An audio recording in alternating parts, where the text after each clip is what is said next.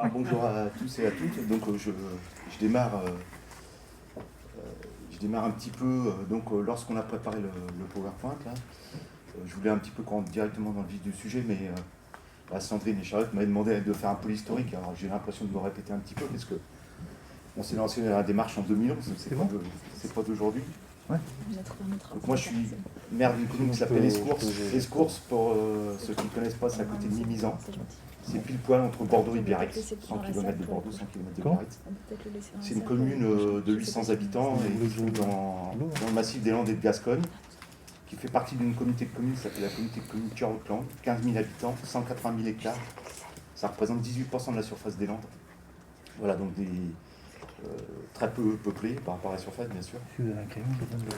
Alors pour vous faire un peu l'historique de la démarche, alors ça ressemble un petit peu à ce qu'on a entendu hier avec mes collègues du Monnet, mais en fait nous le déclic pour nous ça a été la tempête Klaus. Vous avez tous, en 2009, vous avez tous souvenir de cette tempête Klaus qui a ravagé le massif des Landes et de Gascogne.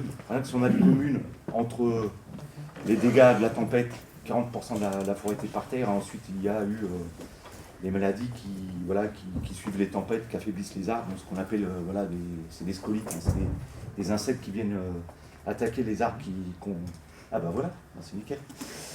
Voilà. Donc en fait, après cette tempête, donc en 2009, donc j'ai été élu pour la première fois en 2008, après cette tempête en 2009, vu les surfaces et les grandes étendues qu'on a sur les communes, on a été sollicité par pas mal d'opérateurs qui sont venus nous voir en disant, voilà, monsieur le maire, votre forêt communale est par terre, parce qu'on est tous propriétaires. Hein. C'est la particularité de nos communes, c'est qu'il y a des propriétaires, bien sûr, privés, mais en principe, les collectivités sont propriétaires de forêts, donc en propre, et évidemment, tous les ans, ça nous faisait des recettes. Pour une commune comme la mienne, 800 habitants, c'est à peu près entre 50 et 80 000 euros de recettes par an, de vente de bois.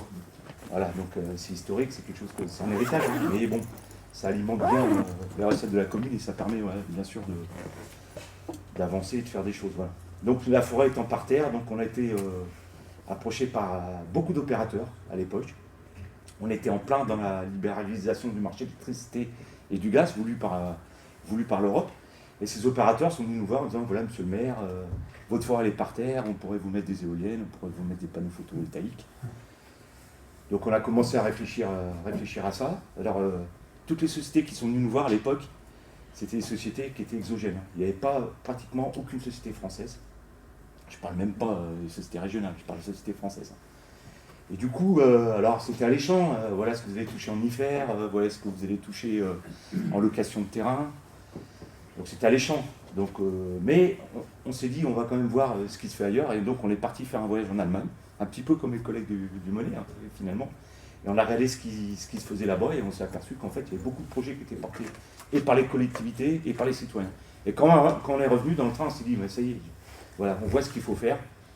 Il faut qu'on fasse autrement, il faut que nous, on puisse investir dans ces projets, que ça ne soit pas les sociétés exogènes et les fonds de pension. Je reprends exactement les mêmes termes que mon collègue du Monnet hier. Que ce soit les fonds de pension qui viennent investir et finalement, entre guillemets, nous prendre notre vent et notre soleil. Voilà, donc on est parti de ce constat en disant, on va construire la transition énergétique, mais on va la construire nous, et on ne va pas laisser les sociétés exogènes investir sur nos territoires. Voilà, donc ça, c'était en 2010, hein, on a commencé à travailler là-dessus. En 2010, on a été voir les politiques. Alors, c'était assez compliqué avec le département. Par contre, la région a été à l'écoute de ce qu'on a dit et ils ont trouvé que c'était une bonne initiative. Et ils ont lancé un appel à projet pour aider les collectivités qui voulaient se lancer dans la démarche de transition énergétique. Ils ont lancé un appel à projet qui s'appelle les TEPOS, Territoire énergique positive. Vous pourrez me poser toutes les questions tout à l'heure, surtout quand on démarre, parce qu'on ne sait jamais par quel bout commencer. Mais je pourrais peut-être vous donner quelques conseils là-dessus. Et nous, ça a été vraiment... on a signé cette charte de territoire énergétique positif. Pour ceux qui la connaissent, vous la trouverez sur le site du Clair. Elle tient sur un format A4.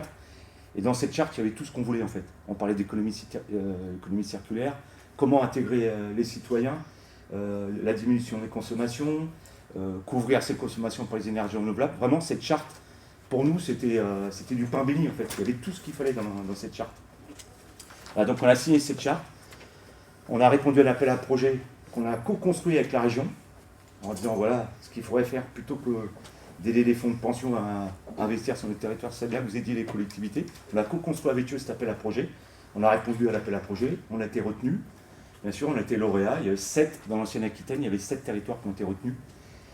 Et par rapport au dispositif, pour répondre un peu à la question tout à l'heure de Sandrine, c'est vrai que ça a vraiment été un outil important. Déjà, ça nous a permis de rencontrer le clerc, d'organiser les journées nationales, d'échanger. Et quand vous partez tout seul, vous êtes maire d'une commune de 800 habitants, vous partez tout seul, et qu'il y a un dispositif comme ça qui se met au grand jour, franchement, on est bien aidé parce qu'on échange. Ça permet de savoir comment on va construire sa stratégie, d'avoir une ligne de conduite et tout. Voilà, donc la charte TEPOS, pour ceux qui ne la connaissent pas, je vous la conseille, parce qu'il y a tout ce qu'on veut dedans. En fait, c'est vraiment notre ligne de conduite. Voilà, donc en 2014, on a lancé le SCOT. Et qu'est-ce qu'on a fait dans le projet d'aménagement durable? Plutôt d'aller inventer quelque chose, on a pris la charte et on l'a inclus dans le PADD. Donc cette charte, elle est inclue dans le PADD du SCOT, elle est inclue dans le PADD du PLUI-H qu'on est en train de construire. On n'a rien inventé, on a pris cette charte, il y avait tout ce qu'on voulait dedans. Donc on a avancé sur la démarche. En 2015, on a répondu, puisque la ministre à l'époque avait trouvé que ce qu'avaient fait deux régions, la région Rhône-Alpes et la région Aquitaine, en lançant les TEPOS, territoire énergie positive, elle a lancé un dispositif qui s'appelle le TEPCV, que vous connaissez tous. En fait, c'est territoire énergie positive pour la croissance verte. J'ai l'habitude de dire, en plaisantant, qu'elle a rajouté son CV au TEPOS. Voilà. Donc, on a répondu à cet appel à projet. Et, alors, il y a eu un petit... comment dire? On a été aidé puisque on était à l'aube de la COP 21. Donc, il fallait des chiffres en termes de production, en termes d'émissions de gaz à effet de serre. Donc, en fait, nous, on était déjà prêts puisqu'on s'était lancé dans la démarche. Donc, on a répondu à un appel à projet. Et on a été retenus. Et je dois dire que ça a été important pour nous parce qu'on a pu rentrer de l'ingénierie dans cet appel à projet, chose qui était importante parce qu'on avait dessiné, on avait un diagnostic, on a fait un diagnostic avec une feuille de route, mais avec des études qui coûtent cher, études sur la valorisation des déchets, études sur l'autoconsommation, sur les circuits courts, enfin des études qui coûtent cher quand vous êtes collectivité rurale. Donc on s'était donné un temps beaucoup plus long qu'on a pu le réaliser grâce à cette enveloppe, une première enveloppe de 500 000 euros. Donc je vous laisse imaginer que ça change tout. Hein. Quand vous partez, vous dites que vous n'avez pas un sou, et puis qu'in fine, vous répondez à des appels à projets. Alors, il n'y a pas que l'argent qui compte, mais voilà, pour les collectivités. Alors non seulement on a eu cette aide pour l'ingénierie, c'était important, parce que ça nous a permis aussi d'embaucher un animateur. Et honnêtement, aujourd'hui, un animateur, c'est indispensable si on veut avancer. Alors, évidemment, ça coûte. Évidemment, c'est ce que vont vous dire vos élus, ça coûte. Jusqu'à aujourd'hui, je vais vous expliquer tout à l'heure, jusqu'à aujourd'hui, on ne l'a jamais payé à 100%. On a toujours eu des subventions. 80%, 64%, et aujourd'hui on a 50% de subventions. Donc on n'a jamais payé son salaire intégralement. Au début, c'était pour mettre la feuille de route en place, et maintenant c'est pour assumer toutes nos actions en fait.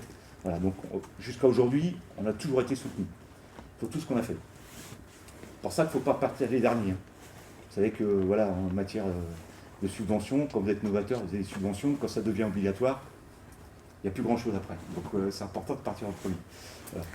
En 2015, alors dans notre feuille de route, quand même notre ligne de conduite, nos stratégies, c'était comment on peut emmener tous les acteurs du territoire, comment on peut faire pour mettre en place une transition énergétique sans qu'elle soit punitive, et comment on peut faire pour inclure les citoyens. Donc on a regardé comment faire pour inclure les citoyens, et en fait on a créé une société d'économie mixte. C'était une première nationale dans laquelle on a laissé 25% du capital aux citoyens. Elle a été créée en 2015, cette SEM. On l'a d'abord créée, il y avait donc la collectivité, après il y avait deux industriels, Société Valorem, dont il y a un représentant ici qui est une société de Gironde, avec des fonds propres. On a bien regardé le capital, mais on savait qu'ils avaient déjà monté des projets dans lesquels ils avaient inclus les citoyens, c'est pour ça qu'on voulait les faire rentrer dans le capital. Et ensuite, il y a une ancienne start-up qui s'appelle Base Innovation, qu'ils ont déposé un brevet sur les panneaux qui font à la fois l'électricité et de la chaleur. Voilà, donc on les a inclus dans le capital et on a réservé 25% du capital aux citoyens, comme vous voyez ici, mais pas en direct. Je l'expliquerai tout à l'heure, mais en fait, on ne voulait pas qu'ils soient directement dans le capital de l'ASM. On voulait qu'ils montent leur structure et que ce soit la structure qui soit dans le capital de l'ASM pour éviter de se retrouver aux assemblées générales à 300 personnes. Voilà. Et ensuite, on avait une petite place pour NRCOP, mais c'est toujours pas fait. Peut-être que ça se fera un jour, et s'ils veulent rentrer, avec plaisir. Voilà, le capital était de 200 000 euros, l'ASM. Après, tu peux revenir sur le. Excuse-moi. On a. En 2016, on a, donc je vous l'ai dit, on a intégré la charte TEPOS dans le SCOT. Et ensuite, on a eu un avenant TEPCV. Et parce qu'en fait, la ministre avait dit que si vous avez des projets qui sont innovants, on est prêt à vous donner une enveloppe d'1,5 million. Et en fait, on avait avancé sur un projet de valorisation de biomasse. En 2 mots, c'est 20 000 tonnes de déchets verts qui n'étaient pas valorisés, qui partaient des Landes et qui allaient en Corrèze. Alors je vous dis pas, c'est pas très vertueux. Il y avait une partie qui était mise en forêt, enfin c'était pas du tout vertueux. Donc nous, ce qu'on voulait, c'est essayer de travailler là-dessus et voir comment on pouvait travailler avec les citoyens. Donc on a monté un projet dans lequel on récupère ces 20 000 tonnes de déchets verts. Ces 20 000 tonnes de déchets verts, on en fait une partie du compost, une partie du bois énergie. Le compost, on va faire à peu près 6 000 tonnes de compost. Le compost, sur les 6 000 tonnes, on va en redonner 1 000 tonnes aux citoyens. Je porte mes déchets verts en déchetterie, je récupère du compost gratuitement, normé. Voilà. Le bois énergie est à destination des collectivités, parce que ce qu'on voulait, c'est que les collectivités, c'est forcer les collectivités à pouvoir récupérer de la matière première qui est moins coûteuse que le prix de marché, de manière à les inciter à passer les réseaux de chaleur et à abandonner leur énergie fossile. Voilà. Donc on a construit ça. On a travaillé avec des agriculteurs aussi pour leur vendre les 5000 tonnes de compost qui restent. Des agriculteurs qui se sont engagés à nous fournir donc une agriculture locale et bio dans notre restauration collective. Voilà. Donc on voit bien que là on est autour d'une économie circulaire. Et le plus de l'étude qu'on a menée, c'est qu'en fait on s'est aperçu qu'il y avait une usine de fabrication de papier qui s'appelle Gascogne, qui avait 20 000 MWh de chaleur qui n'était pas utilisée. Donc du coup la plateforme, elle est à côté, on est en train de la construire, elle est à côté de cette usine. Et en fait on récupère la chaleur gratuitement pour pouvoir chauffer notre bois énergie. Voilà, donc eux ils sont contents parce que ça leur permet de rejeter moins chaud dans l'océan. Et voilà, tout le monde y retrouve son compte et on récupère cette chaleur gratuitement. Et on en a même en rap pour pouvoir alimenter les desserts. On est en train de travailler là-dessus. Voilà, en 2017, donc il y a eu la fusion. Nous, on était une commune à l'origine, une communauté de communes de 6 000 habitants. On a fusionné, je vous l'ai dit tout à l'heure, nous sommes 15 000 habitants pour 180 000 hectares. En 2017, on a créé la SAS Énergie. Donc là, c'était un petit peu l'inverse chez nous. D'habitude, c'est toujours les citoyens qui vont voir les élus en disant bon, qu'est-ce que vous faites, vous en êtes où dans la démarche et tout. Là, c'est nous qui avons dit aux citoyens bon, bah, maintenant, quand vous avez réservé 25% du capital dans la SEB, maintenant, on va vous aider à monter une structure. On est passé par NRCOP, par Serena, qui nous a aidés au niveau juridique, qu'on fait des réunions publiques avec nous. Les citoyens sont venus en réunion publique, ils ont décidé du portage, qu'est-ce qu'on construisait. En fait, ils ont choisi une SAS avec un format coopératif, quel que soit le nombre d'actions, c'est des actions à 100 €, maximum 5 actions. Vous avez 5 actions ou une action, de toute façon, vous avez une voix. Voilà, ils ont choisi, c'est eux qui l'ont choisi. Hein. Et ils sont en train, au fur et à mesure, aujourd'hui, il y a 157 actionnaires dans la SAS, et la SAS aujourd'hui a pris 15% du capital, elle a encore 10% à prendre du capital de la SAS. Voilà. Après, en 2018, donc on a été de nouveau labellisé par la région, puisqu'ils ont lancé un autre appel à projet pour qu'il y ait d'autres territoires viennent se greffer sur le dispositif TEPOS. Et ensuite, en 2019, on a été lauréat de la signature d'un contrat de transition écologique. Voilà. Entre-temps, on avait été quand même récompensé par la fondation Nicolas Hulot avec My Positive Impact. Voilà. Et en 2020, comme on s'est donc regroupé les comités de communes par obligation, ce qui est nul, mais c'est comme ça, on nous a forcé, on s'est dit que plutôt que de refaire un diagnostic sur le reste du territoire, sur lequel le diagnostic n'avait pas été fait, on s'est dit on va faire un PCAET volontaire, puisque le diagnostic du PCAET, hein, il est commun à un diagnostic TEPOS en fait. Hein. Il y a une partie qui est commune, donc du coup, on s'est lancé en même temps que le PLU-IH, on s'est lancé dans un PSAET volontaire. Voilà un petit peu. Excusez-moi. Est-ce qu'on peut... Oui, bien sûr. Oui, vas-y. Au moment de la fusion, donc vous avez dit que vous avez été un peu obligé. Hein. Ouais, on était obligés. Comment vous avez réussi à faire adhérer à votre stratégie les autres? Parce que voilà, enfin, nous sur le territoire, c'est ce qui s'est passé. Ouais. Et du coup, c'est difficile de relancer la machine, c'est difficile de faire adhérer les autres communes. Enfin, voilà. Alors, comment ça s'est passé chez vous? c'est une bonne question. Nous, ça c'est. En fait, je vais dire que c'était un soulagement pour eux parce il n'y avait qu'une communauté de communes qui avait la compétence sur la transition énergétique. Les autres ne l'avaient pas. Donc ça a été un soulagement pour eux en disant, ben, voilà, on va partir maintenant. Elle existe dans cette communauté de communes. Donc du coup, ça a été facile et on les a tout de suite mis dans le bain parce qu'on pourra en parler tout à l'heure. Mais le but quand on est parti, pour nous, on a été collectivité rurale, pas très riche. On est parti, on a construit notre politique en disant on n'a pas de sous, comment on fait pour y arriver quand on n'a pas de sous. Et le but quand on a créé la SEM, c'était de dire comment on fait. Parce qu'on a toujours peur, alors, quand on était ici encore plus, on a toujours peur que si je vais voir mon élu en disant il va falloir embaucher quelqu'un, voilà, ça va coûter, où c'est que je prends les sous, quoi. En gros, c'était ça. Donc nous, dans notre politique, on s'est dit la SEM, il faut qu'elle soit indépendante financièrement. Donc ce qu'on a fait, c'est qu'on a approché tous les maires quand la fusion a été faite. On avait déjà travaillé avec les anciens maires en disant toi, tu as des toitures qui sont hyper bien placées. Est-ce que tu es d'accord pour que la SEM investisse, mette des panneaux photovoltaïques sur ta toiture? On passe une convention d'occupation de toiture. Donc ça, on s'était mis d'accord avec la première communauté de communes. Après le regroupement, on a réuni tous les maires en disant voilà, on a fait le tour, vous avez des toitures qui sont super bien placées. Si vous êtes d'accord, on met des toitures photovoltaïques sur vos bâtiments. La SEM investit, on signe une convention d'occupation de toiture. La SEM récupère les recettes. Donc c'était des 9 kilos à l'époque parce que l'obligation d'achat était plus importante. La SEM récupère les recettes et c'est ces recettes qui vont venir autofinancer le fonctionnement de la SEM. Donc on voit bien dans notre système, à part la mise dans le capital de 200 000 euros, aujourd'hui ça ne coûte plus rien à la communauté de communes. Parce qu'aujourd'hui c'est auto-alimenté par l'électricité qu'on vend sur les toitures. Donc en fait, ce qui est intéressant là, c'est pas que pour motiver justement par rapport à justement quand il y a cette question de.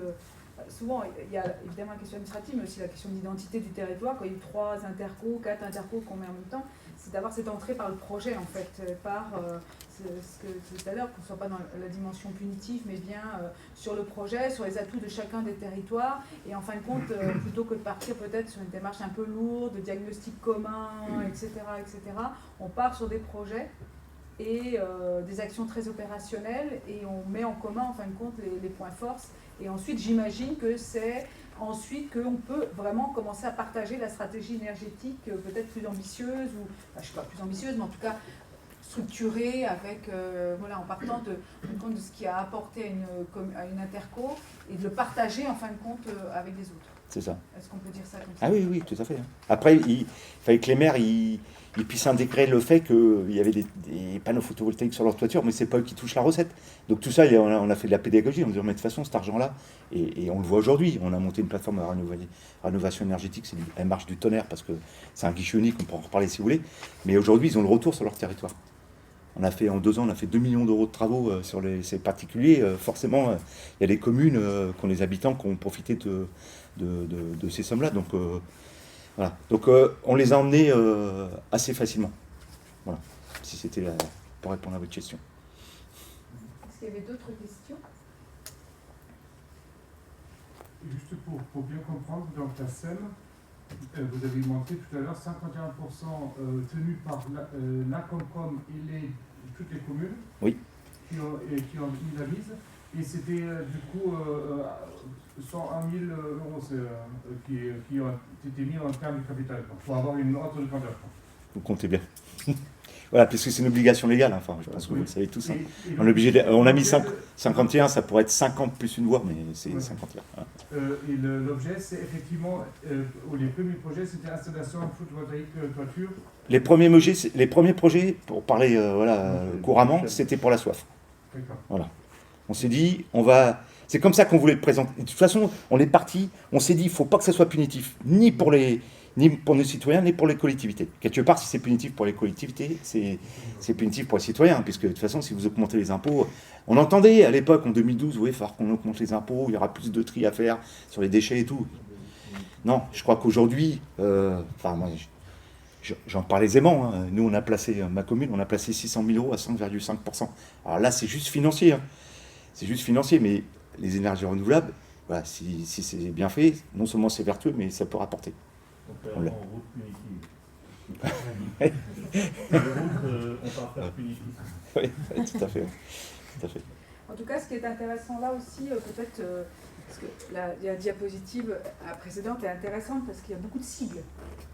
Donc, et en fin de compte, tu as raconté toute la structuration. Ce qui était intéressant, c'est d'aller voir aussi des territoires qui ont fait des choses. Donc, on peut aller à l'étranger, mais l'occasion de réseau aussi, c'est de pouvoir justement. Je me rappelle, dans les Hauts-de-France, il y avait un détour à un moment donné, donc c'était intéressant de voir aussi, d'aller voir d'autres communes. Alors après, la partie touristique fait que certaines communes du coup ou interco sont très visitées, donc il faut trouver un certain équilibre. Mais du coup, de voir comment on va voir un petit peu in situ, on rencontre d'autres élus, voilà, on les fait venir aussi sur le territoire. Et ensuite, il y a aussi cette histoire de cohérence, je trouve, la charte TEPOS, on la garde dans le SCOT, et ensuite elle reste avec les différents dispositifs, et aussi avoir cette approche très concrète, très opérationnelle, qui permet de montrer très rapidement, en fin de compte, qu'on fait des choses. Et là, du coup, la stratégie, elle s'est construite sur la base, en ayant été voir des pairs, en fin de compte. Et ensuite, elle reste cohérente et elle s'appuie sur les dispositifs pour se renforcer et en fin de compte devenir intervenant à TEPOS. Mais ce qui est important, c'est que moi, je me rappelle, j'essaie de me remettre quelques années en arrière. C'est pas parce que vous n'avez pas d'argent que vous ne pouvez pas y arriver. Ça, c'est sûr que c'est un plus. Hein. Quand vous touchez, aujourd'hui, on doit être à 2 millions d'euros de subvention. C'est sûr que c'est un plus. Mais honnêtement, on n'avait pas construit ça comme ça. Vous pouvez en discuter avec Valorem. Nous, quand on a vu tous les projets avec les fonds de pension et tout, on s'est dit non, c'est pas possible. Donc comment on fait pour investir quand on n'a pas de sous? On a trouvé, on a monté, on a même déposé des choses à l'INPI. On a montré qu'on pouvait organiser une stratégie financière sans argent, en travaillant avec les opérateurs. C'est vous, élus, qui avez la main. C'est vous qui vous occupez de l'urbanisme. C'est vos communes. Vous pouvez très bien démarrer avec des opérateurs, devenir actionnaire d'un projet sans mettre un euro au départ. Ça, aujourd'hui, ça existe. On pourra, Claudio pourra en parler, mais voilà, aujourd'hui, on peut le faire. On n'est pas obligé d'avoir d'argent. C'est pour ça que je vous le dis. Je le dis aux élus, mais je le dis aussi aux techniciens, parce que c'est toujours l'approche qui est difficile. Hein. Dès que ça coûte, on peut aujourd'hui monter une stratégie financière et avec des projets de développement d'énergie renouvelable, et un petit peu comme ce qui s'est dit hier en plénière. En fait, ce qu'on a besoin souvent dans les collectivités, c'est d'une action levier, en fait. Et demain, si vous touchez... Alors après c'est un choix politique. Hein.